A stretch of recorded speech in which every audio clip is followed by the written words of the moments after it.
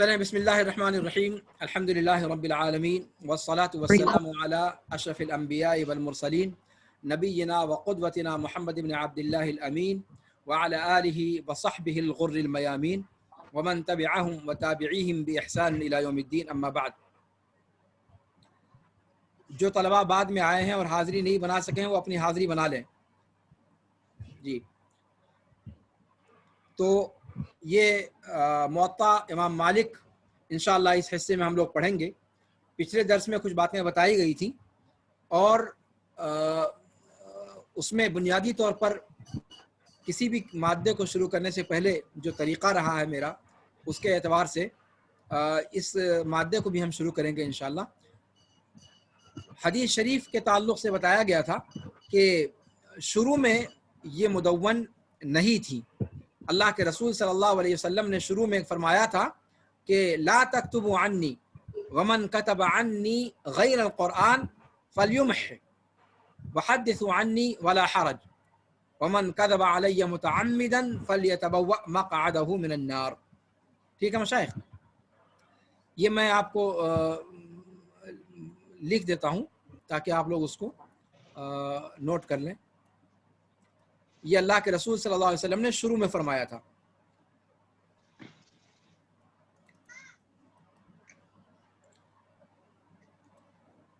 लेकिन फिर बाद में आप सल्लल्लाहु अलैहि वसल्लम ने इजाज़त दे दी थी जब कुरान से इश्तिबाह का डर नहीं रह गया।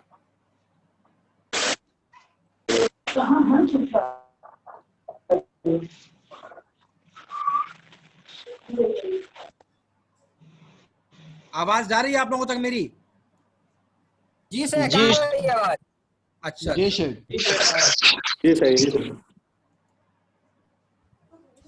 जी तो आप सल्लल्लाहु अलैहि वसल्लम ने शुरू में क्या फरमाया था कि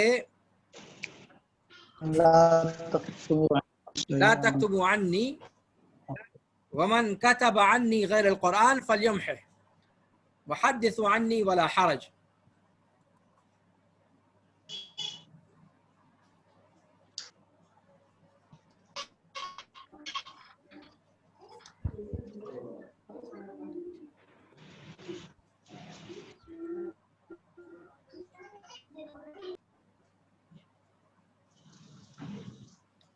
ये मैं आप लोगों को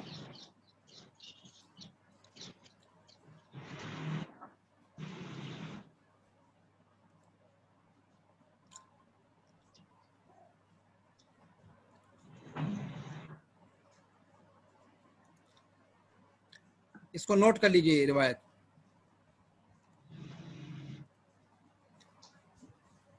दिखाई दिया? क्या फरमाया आप सल्लल्लाहु अलैहि वसल्लम ने? ला तक्तुबु अन्नी वमन कतब अन्नी गैर अल-कुरआन फलयुमह, कि मुझसे मेरी कोई बात ना लिखो, ठीक है, कुरान के अलावा।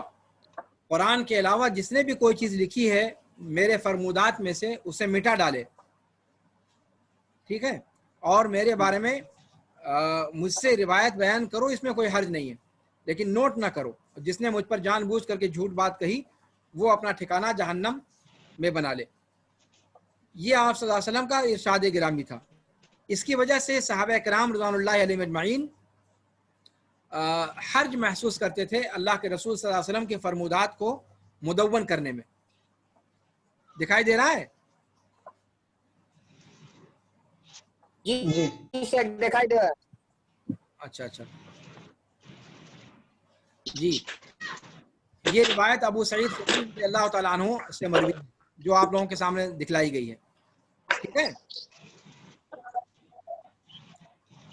और ये इमाम मुस्लिम रहमहुल्लाह ने अपने सही में इसको रिवायत किया है, ठीक है मशाइख जी। तो ये आप सल्लल्लाहु अलैहि वसल्लम का इरशाद गिरामी था शुरू में, जिसकी वजह से सहाबा किराम ने हर्ज महसूस किया और शुरू में इसकी तदवीन से बाज रहे। फिर बाद में जब आप सल्लल्लाहु अलैहि वसल्लम ने इजाज़त दे दी, या फिर ये कि कुरान करीम से उसका इश्तिबाह इख्तिलात का खदशा नहीं रहा, फिर इजाज़त दे दी। لیکن یہ عام طور پر تھا، ورنہ بعض حالات ایسے بھی تھے جس میں اللہ کے رسول صلی اللہ علیہ وسلم نے خود حدیثوں کو مدون کرنے کی اجازت دی. ٹھیک ہے مشائخ، جیسا کہ ابو ہریرہ رضی اللہ تعالیٰ عنہ کی حدیث میں ہے جو آپ صلی اللہ علیہ وسلم کے خطبے سے متعلق ہے فتح مکہ کے موقع پر. ٹھیک ہے، اللہ کے رسول صلی اللہ علیہ وسلم نے اس موقع پر اس قضیے کو درج کرنے کا حکم دیا تھا. ٹھیک ہے، بنو خزاعہ کے ایک آدمی نے بنو لیث کے ایک آدمی کو قتل کر دیا تھا. ٹھیک ہے، تو اس موقع پر آپ صلی اللہ علیہ وسلم نے اپنی بات درج کرنے لکھنے کا حکم دیا تھا. اچھا، آپ صلی اللہ علیہ وسلم سے جو ممانعت وارد ہے کہ مجھ سے میری باتوں کو نہ لکھو، اس کے بارے میں علماء نے کیا کہا کہ یہ قرآن کریم کے نزول کے وقت تک کے لیے مختص تھا. یہ ممانعت قرآن کے زمانۂ نزول تک مختص ہے. جب قرآن کریم کا نزول ہو رہا تھا، یعنی 13 سالہ دور نبوت مکہ کا اور 10 سالہ دور نبوت مدینہ کا، اس مدت کے اندر چونکہ قرآن کریم کی آیات کے نزول کا تسلسل جاری تھا، اور اس موقع پر آپ صلی اللہ علیہ وسلم کی حدیثوں کو مدون کرنے سے قرآن اور احادیث کے درمیان خلط ملط ہونے کا اندیشہ تھا، اس لیے اس مختصر سی مدت کے اندر آپ صلی اللہ علیہ وسلم کی ممانعت کو خاص رکھا گیا ہے. یعنی یہ ممانعت مطلقاً نہیں تھی، بلکہ صرف اس مدت تک کے لیے تھی جس مدت میں قرآن کریم کا نزول آپ صلی اللہ علیہ وسلم پر ہو رہا ہے. ٹھیک ہے، اچھا، اور اس کی دلیل یہ بھی ہے کہ مطلقاً آپ صلی اللہ علیہ وسلم نے اگر منع کیا ہوتا تو جیسے ابو ہریرہ کی روایت کا ذکر کیا فتح مکہ کے موقع پر، اس کا آپ صلی اللہ علیہ وسلم کے خطبے کے تعلق سے، اسی طریقے سے آپ صلی اللہ علیہ وسلم نے اپنے بعض صحابہ کرام رضوان اللہ علیہم اجمعین کو اجازت دی تھی کہ وہ آپ صلی اللہ علیہ وسلم کی احادیث کو لکھیں. ان میں سے مشہور صحابہ، پچھلے درس میں بھی اس کے بارے میں بات آئی تھی، مشہور صحابہ جو آپ صلی اللہ علیہ وسلم کی زندگی میں لکھا کرتے تھے، ان میں سے عبداللہ ابن عمرو ابن العاص رضی اللہ تعالی عنہ وارضاہ، انس ابن مالک رضی اللہ تعالی عنہ وارضاہ، اور سمرہ ابن جندب رضی اللہ تعالی عنہ وارضاہ، اور دیگر بعض صحابہ تھے. جبکہ بعض دیگر صحابہ کو آپ صلی اللہ علیہ وسلم نے روک دیا تھا، جیسا کہ ابو سعید خدری رضی اللہ عنہ کی روایت پچھلی گزری، جس میں آپ صلی اللہ علیہ وسلم نے فرمایا تھا کہ لا تکتبوا عنی. ٹھیک ہے، اچھا، اور چونکہ صحابہ کرام اس چیز کو سمجھ رہے تھے، اس لیے انہوں نے آپ صلی اللہ علیہ وسلم کی زندگی میں تو توقف اختیار کیا احادیث کو لکھنے سے یا مدون کرنے سے، لیکن آپ صلی اللہ علیہ وسلم کی وفات کے معاً بعد صحابہ کرام میں سے بعض نے اس چیز کی طرف توجہ کی، احادیث شریفہ کی طرف، جیسے عبداللہ ابن عباس رضی اللہ تعالی عنہما وارضاہما کا معاملہ ہے، جو صحابہ کرام رضوان اللہ علیہم اجمعین کے پاس جایا کرتے تھے. چونکہ ابن عباس رضی اللہ تعالیٰ عنہ، عبداللہ ابن عباس رضی اللہ تعالیٰ عنہ وارضاہ صغار صحابہ میں سے ہیں، یعنی چھوٹی عمر کے کبار صحابہ، یا وہ صحابہ کرام جو معمر تھے یا جو بڑی عمر کے تھے، وہ اور جو اللہ کے رسول صلی اللہ علیہ وسلم کے زمانے میں بچے تھے یا بلوغت کی عمر کو پہنچنے کے مان بعد یا بلوغت کی عمر کو پہنچنے والے تھے، صغار صحابہ کہا جاتا ان کو. تو عبداللہ بن عباس رضی اللہ تعالیٰ عنہما صغار صحابہ میں سے تھے. تو چونکہ انہوں نے اللہ کے رسول صلی اللہ علیہ وسلم کی بہت زیادہ روایات سنی نہیں تھی، تو وہ صحابہ کرام کے پاس جایا کرتے تھے، گھوما کرتے تھے، اور آپ صلی اللہ علیہ وسلم سے انہوں نے کیا کیا سنا اس کو وہ لکھ لیا کرتے تھے. ٹھیک ہے مشائخ، اسی طریقے سے عمر بن الخطاب رضی اللہ تعالیٰ عنہ وارضاہ، انہوں نے بھی آپ صلی اللہ علیہ وسلم سے مروی احادیث کو لکھنے کا ارادہ کیا. صحابہ کرام رضوان اللہ علیہم اجمعین سے اس سلسلے میں مشورہ کیا، تو صحابہ کرام نے مشورہ دیا کہ احادیث کو لکھ لیا جائے، لیکن پھر کسی وجہ سے عمر بن خطاب رضی اللہ تعالیٰ عنہ اس کام کو نہیں کر سکے کہ کہیں ایسا نہ ہو کہ اسی کام پر لوگ لگ جائیں اور قرآن کریم سے غفلت برتیں یا قرآن کریم کو پس پشت ڈال دیں یا اس پر توجہ کم کر دیں۔ طیب، اس کے بعد کہتے ہیں کہ زیادہ وقت نہیں گزرا یہاں تک کہ تابعین نے ہی اس کی طرف توجہ کی اور احادیث کو جمع کرنے اور اس کو لکھنے کا اہتمام کیا۔ اسی طریقے سے اموی خلافت جب آئی تو اموی خلفاء نے اور جو عمرا تھے انہوں نے باقاعدہ حکومتی سطح پر اس کام پر توجہ کی، اور بعض مشہور علماء کو، جن میں سب سے مشہور نام آتا ہے جن کا ذکر آپ نے پچھلے درس میں کیا تھا، ان میں سے مشہور ہیں ابو بکر ابن محمد ابن عمرو ابن حزم۔ کیا نام ہے؟ لکھ لیجئے اس کو، ابو بکر ابن محمد ابن عمرو ابن حزم، ان کو، اور ابن شہاب زہری، ان کا ذکر پچھلے درس میں آیا تھا، ٹھیک ہے مشائخ؟ تو ان کو حکم دیا مدون کرنے کا۔ جی شیخ، نام یہ نام یہاں پر میں شیئر کر دیتا ہوں۔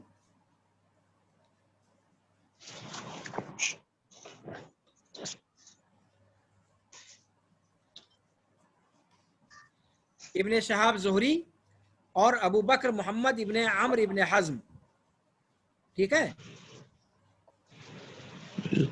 بڑا کر دیجیے۔ بڑا کر دوں؟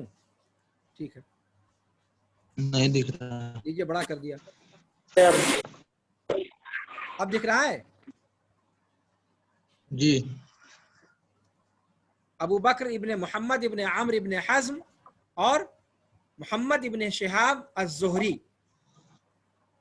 محمد ابن شہاب الزہری، یہ بہت مشہور جلیل القدر عالم ہیں، اور تقریباً جتنے جلیل القدر محدثین ہیں ان کے یہ استاذ ہیں، ٹھیک ہے مشائخ؟ اور احادیث کا معتد بہ ذخیرہ انہی سے مروی ہے، محمد ابن شہاب الزہری۔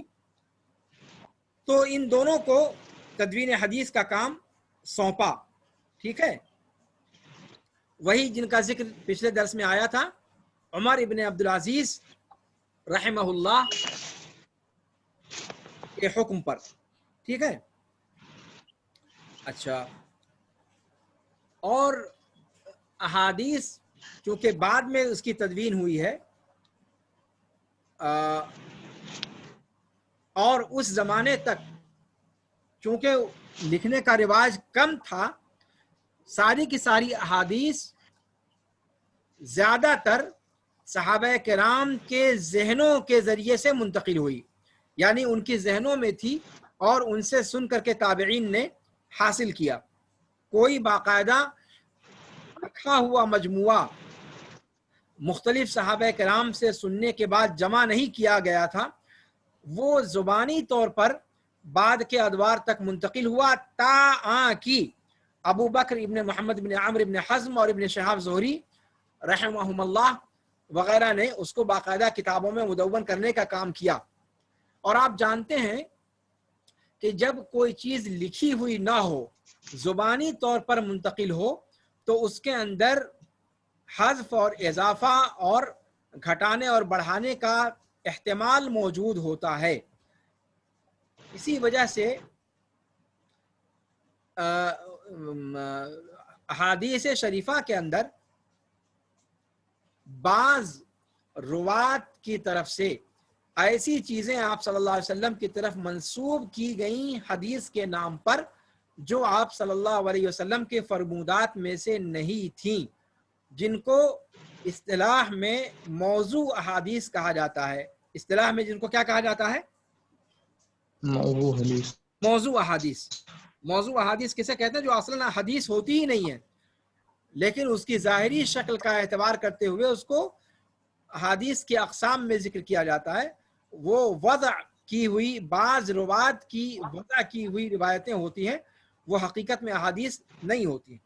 تو اس قسم کی چیزیں بھی بعض روات کی طرف سے ہوئی، لیکن کیا یہ چیزیں اتنی بڑی تعداد میں تھیں کہ ائمہ حدیث یا محدثین پر خلط ملط ہو گیا معاملہ ایسا نہیں ہے، یہ چیز تھی، لیکن محدثین اعظام نے علم الاسناد پر توجہ کی۔ کس پر توجہ کی؟ علم الاسناد یا اسناد۔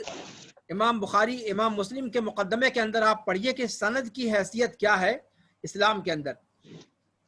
اسناد یہ امت محمدیہ کی خصوصیات میں سے ہے، اور اسناد کیا ہے؟ کوئی بھی روایت جو ذکر کی جائے اس کا سلسلہ اسناد یا سلسلہ سند راوی سے لے کر اللہ کے رسول صلی اللہ علیہ وسلم تک ذکر کیا جائے، کس نے کس سے سنا، کس نے کس سے سنا، یہ سلسلہ پورا، تاکہ صحیح اور ضعیف اور موضوع کے درمیان تمیز کی جا سکے۔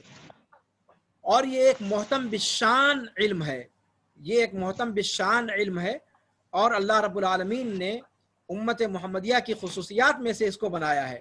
امام مسلم نے اپنے مقدمے میں اس کے بارے میں بہت تفصیل کے ساتھ ذکر کیا ہے۔ تو محدثین اعظام نے اسناد کی روشنی میں، سند کی جمع اسناد کی روشنی میں صحیح اور ضعیف اور موضوع روایتوں کو چھان پھٹک کر الگ کر دیا۔ روایتیں خلط ملط نہ رہیں، وہ روایتیں جو وضاعین نے، گڑھنے والوں نے گڑھ کر کے وضع کی تھی، گڑھ کر کے پیش کی تھی، ان روایتوں کو صحیح روایتوں کو ان سے الگ کر دیا محدثین اعظام نے۔ اسی لیے آپ دیکھتے ہیں کہ بعد میں جو حدیث کی مشہور کتابیں مدون ہوئیں، ان کے اندر عام طور سے یہ ذکر کیا جاتا ہے کہ مصنفین کو احادیث کی اتنی بڑی تعداد یاد تھی، لیکن انہوں نے بہت کم روایتیں اپنی کتاب کے اندر ذکر کی۔ ٹھیک ہے مشائخ؟ اچھا، جیسے خود امام بخاری رحمہ اللہ کا معاملہ ہے، جو چھان پھٹک کے معاملے میں سب سے ممتاز ہیں محدثین اعظام کے درمیان، انہوں نے اپنی صحیح بخاری کے اندر صرف اور صرف 7,000 حدیثیں ذکر فرمائی ہیں، اور ان میں سے بھی 3,000 مکرر ہیں، جبکہ ان کے بارے میں آتا ہے کہ ان کو 6 لاکھ حدیثیں یاد تھیں جو ان کے زمانے میں معروف و مشہور تھیں۔ تو 6 لاکھ حدیثوں میں سے 7,000 حدیثیں ذکر کرنا، جن میں سے 3,000 مکرر ہیں، اس سے آپ اندازہ لگا سکتے ہیں کہ امام بخاری رحمہ اللہ کی چھلنی کیسی تھی، انہوں نے کس طریقے سے غربلہ کیا اس کا، اور اتنی بڑی تعداد میں سے اس مختصر سی تعداد کو اپنی بخاری شریف کے اندر ذکر کیا۔ احادیث کے اندر مدون جو کتابیں بعد میں لکھی گئیں، ان میں سے سب سے وسیع اور سب سے ضخیم جو موسوعہ ہے وہ امام احمد بن حنبل رحمہ اللہ کا ہے، جیسا کہ اس سے پہلے ذکر کیا گیا تھا، مسند امام احمد بن حنبل۔ طيب، لیکن اس سے پہلے احادیث کی تدوین کی جو پہلی شکلیں تھیں، جیسا کہ ذکر کیا گیا کہ اموی دور میں اس پر توجہ شروع کی گئی تھی، یعنی 2 صدی ہجری کے نصف تک تقریباً اس پر اچھا خاصا کام ہو چکا تھا۔ ٹھیک ہے، ربیع ابن صبیح ان کے ذریعے سے جمع و ترتیب کا کام ہوا، پھر مکہ کے اندر ابن جریج نے اس کام کو کیا، پھر امام مالک رحمہ اللہ نے اپنی موطا کے اندر مدینہ میں کام کیا۔ دیکھ رہے ہیں مشائخ؟ تو امام مالک کی موطا یہ حدیث کی ان چنندہ کتابوں میں سے ہے جن کو احادیث کی تدوین کے اولین مرحلے میں تصنیف کرنے کا شرف حاصل ہوا ہے امام مالک رحمہ اللہ کو۔ ٹھیک ہے مشائخ؟ تو ربیع ابن صبیح، سعید ابن ابی عروبہ، پھر ابن جریج مکہ کے اندر، امام مالک مدینہ کے اندر جنہوں نے موطا جمع کی، امام اوزاعی شام کے اندر، سفیان ثوری کوفہ کے اندر، حماد ابن سلمہ بصرہ کے اندر، معمر ابن راشد الصنعانی یمن کے اندر، لیث ابن سعد مصر کے اندر.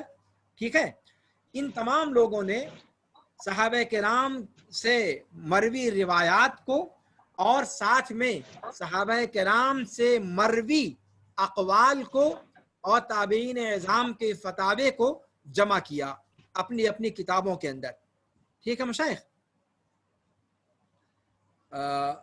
یہاں پر امام سیوطی کے کچھ اشعار میں آپ لوگوں کو ذکر کر دیتا ہوں تاکہ آپ لوگ اس کو ذہن میں رکھیں.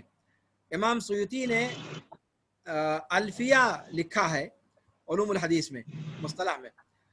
تو اس الفیہ کے اندر انہوں نے احادیث کی تدوین کے تعلق سے 4-5 اشعار کہے ہیں. وہ اشعار آپ لوگوں کے سامنے میں ابھی ذکر کر دیتا ہوں، جس سے مختصر میں آپ لوگوں کو اندازہ ہو جائے گا کہ حدیث کی تدوین کی ابتدائی شکلیں کیا تھیں اور کب یہ جو ہے ظہور میں آیا.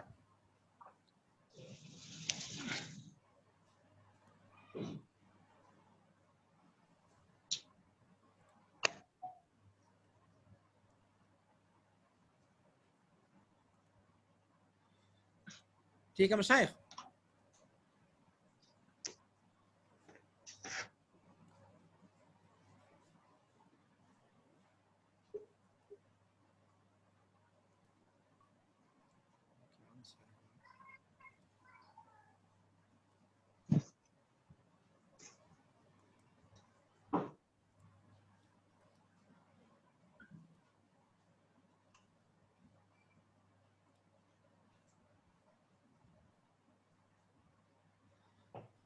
طيب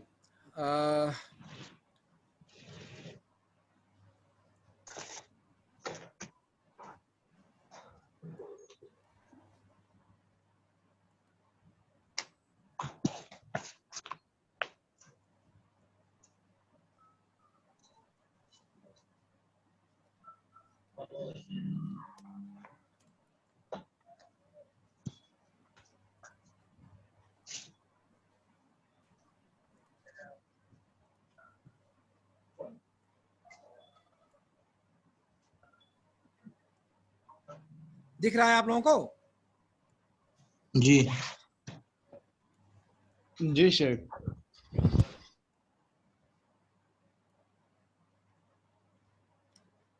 دیکھیے یہی ہے، بدأت محاولات جمع وترتیب الاحاديث في منتصف القرن الثاني الهجري على يد الربيع ابن صبيح. ٹھیک ہے، ثم تلاها سعید ابن ابی عروبہ. ٹھیک ہے،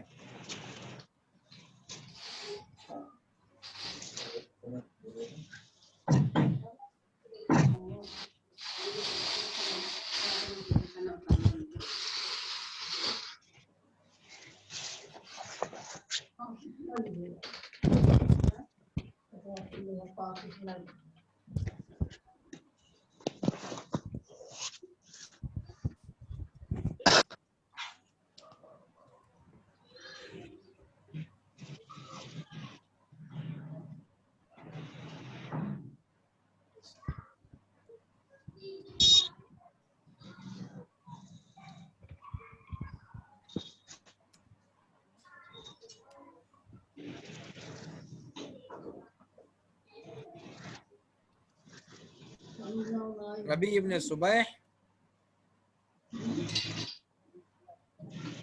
پھر سعید ابن ابی عروبہ،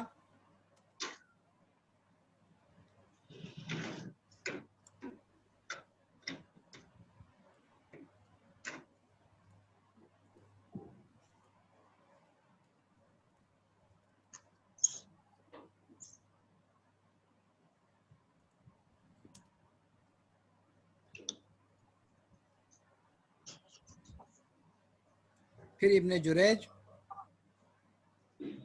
ابن جریج مکہ میں، یہ الٹا پلٹا ہو گیا ہے تھوڑا سا لکھنے میں، کیا نام ہے، کاپی کرنے میں، اس کو آپ درست کر لیں. ابن جریج مکہ کے اندر، امام مالک مدینہ کے اندر، ٹھیک ہے. ایسے کیوں ہو رہا ہے آخر؟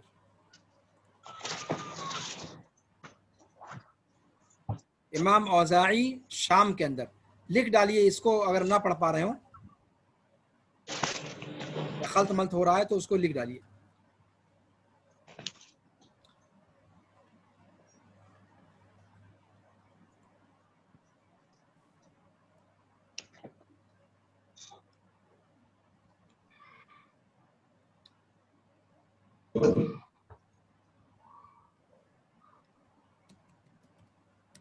ربیع ابن صبیح، ٹھیک ہے.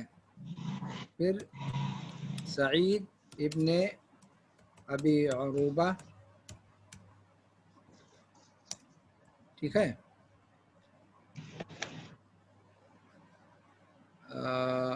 پھر اس کے بعد ابن جریج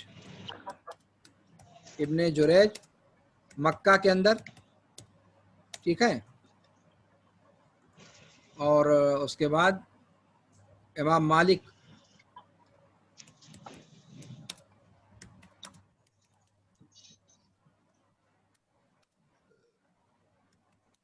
مدینہ کے اندر. یہ ترتیب سے لکھ لیجئے گا، دکھائی دے رہا ہے نا؟ جی. پھر اس کے بعد امام اوزاعی شام کے اندر. اور بڑا کر دوں کہ دکھائی دے رہا ہے؟ ٹھیک ہے، دکھائی دے رہا ہے. امام اوزاعی شام کے اندر، سفیان ثوری کوفہ کے اندر،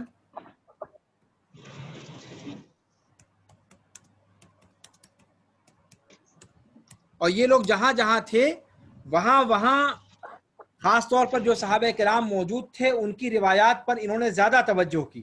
اس کو ذہن میں رکھیے گا، چونکہ بتا چکا ہوں پچھلے درس میں کہ صحابہ کرام فتوحات کا سلسلہ چونکہ جاری تھا اموی دور میں، اور آپ جانتے ہیں کہ اموی دور میں اسلامی فتوحات کا دائرہ دنیا کے کونے کونے تک پہنچ چکا تھا. ٹھیک ہے مشائخ؟ تو پورا جو اسپین اندلس کا علاقہ ہے ادھر روس تک کا جو ہے پورا علاقہ فتح کیا جا چکا تھا، اور پھر ہندوستان وغیرہ بھی انہی کے زمانے میں فتح ہوا ہے. سب جانتے ہیں نا آپ لوگ؟ محمد بن قاسم کے ذریعے سے ہندوستان میں اسلام آیا. اور محمد بن قاسم کب آیا تھا ہندوستان؟ ہاں مشائخ، کسی کو یاد ہے؟ کسی کو نہیں یاد ہے؟ جتنے بھی مشہور سپہ سالاروں کا نام سنتے ہیں وہ سب اموی دور کے ہیں. قتیبہ ابن مسلم الباہلی، یا کیا نام ہے محمد بن قاسم، یا طارق بن زیاد، یا موسیٰ بن نصیر، جتنے نام آپ سنتے ہیں یہ سارے کے سارے سپہ سالاران اموی دور کے تھے. ہندوستان میں اسلام، حجاج ابن یوسف جب گورنر تھا حجاز کا، اس وقت اس نے اپنے بھتیجے محمد بن قاسم کو فوج دے کر کے سندھ بھیجا تھا. پہلی لشکر کشی جو ہوئی تھی وہ اموی دور میں عبد الملک کا زمانہ تھا، عبد الملک ابن مروان کا. خلیفہ عبد الملک بن مروان تھا اور گورنر حجاج ابن یوسف تھا، اور حجاج ابن یوسف نے محمد بن قاسم کو بھیجا تھا. تو فتوحات کا زمانہ تھا یہ. تو اور تمام علاقوں میں جہاں جہاں علاقے فتح ہو رہے تھے صحابہ کرام کو بھیجا جاتا تھا دین کی نشر و اشاعت کے لیے. پچھلے درس میں بتا چکا ہوں. اور اسی وجہ سے صحابہ کرام جو جہاں گئے وہاں وہ اپنے ساتھ جو روایات کا ذخیرہ تھا وہ لے کر کے چلے گئے، چونکہ مدون تو ہوئی نہیں تھی حدیثیں. تو اس لیے الگ الگ علاقوں میں الگ الگ لوگوں نے اپنے یہاں وارد صحابہ کرام سے جو مرویات تھیں ان کو جمع کرنے کا اہتمام کیا. تو اس طریقے سے ابن جریج مکہ کے اندر انہوں نے توجہ کی. امام مالک نے اپنی موطا کے اندر مدینہ کے اندر جو صحابہ کرام اور تابعین تھے ان کے مسائل کو ذکر کیا، صحابہ کرام احادیث کو، صحابہ کرام کے آثار کو، تابعین کے فتاوے کو امام مالک نے موطا کے اندر ذکر کیا جو مدینہ کے اندر موجود تھے فقہاء و تابعین. اور امام اوزاعی نے شام کے اندر، سفیان ثوری نے کوفہ کے اندر. ٹھیک ہے مشائخ؟ حماد ابن سلمہ بصرہ کے اندر.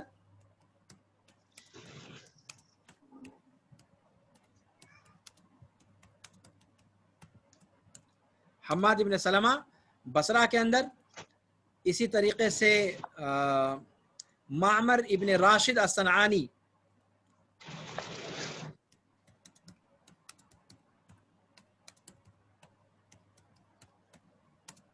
یمن کے اندر،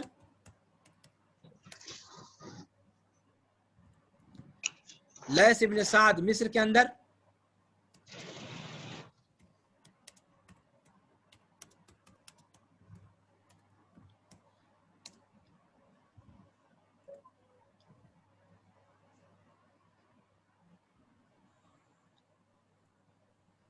ٹھیک ہے. ان لوگوں نے احادیث کو ابواب کی ترتیب پر جمع کیا اور اسی میں احادیث کے ساتھ ساتھ صحابہ کرام سے مروی اقوال جنہیں آثار کہا جاتا ہے، صحابہ کرام کے اقوال کو، اسی طریقے سے تابعین کے فتاوی کو ان لوگوں نے اس کو مدون کیا. یہ احادیث شریفہ کی تدوین کی ابتدائی شکلیں ہیں. ٹھیک ہے مشائخ. پھر عباسی دور آتا ہے. عباسی دور میں تدوین کا کام مزید عروج پر آیا، لیکن اس پر انشاءاللہ گفتگو اگلے درس میں کریں گے. وقت ختم ہوا اور اس سے پہلے کہ کٹ جائے میں اسی پر اب درس کے خاتمے کا اعلان کرتا ہوں. اگر کوئی چیز سمجھ میں نہ آئی ہو تو آپ لوگ پوچھ